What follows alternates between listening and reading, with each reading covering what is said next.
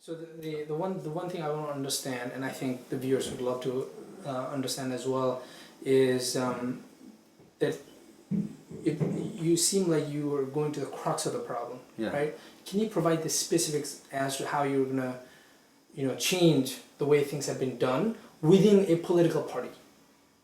Because a lot of the incentive structure is what informs how leaders get elected and Sure. the causes they support, or perhaps the Mm. political parties Mm. that eventually get into Mm. the executive power. How are you going to bring that type of stability? What type of framework are you working with Mm. within your party?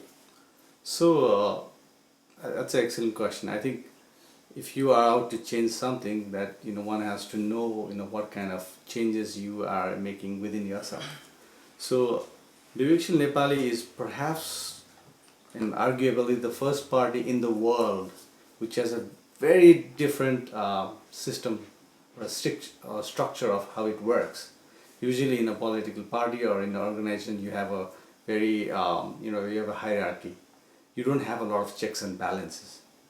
Whereas in Bibeksheel Nepali, we thought like, what would be an ideal government? An ideal government would have checks and balances between its three major wings, which is the legislative, the executive, and the judiciary.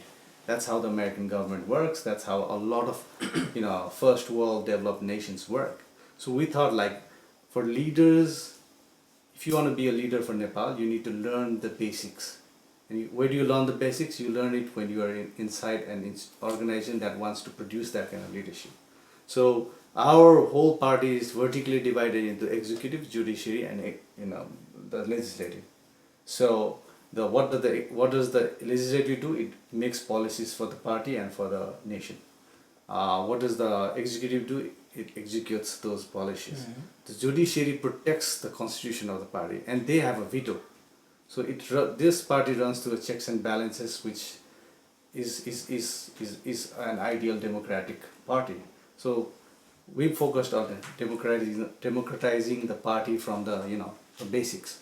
The second thing we've done is basically we encourage our members to be self-reliant, because if the members, if there's full-time cadres, who are like, okay, I'm going to give this party 5 years and then getting something out of it, then that creates the corruption starts from there. So if you look into our whole structure and systems, we've built professional help desk systems where it continuously encourages members to actually become self-reliant. Someone who has, like, there's a person called Susan Shrestha.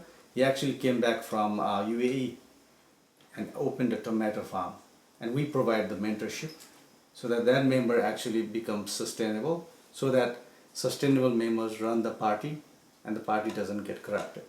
So these are like a few reasons, a few ways where we have brought political innovations within the party. Mm-hmm.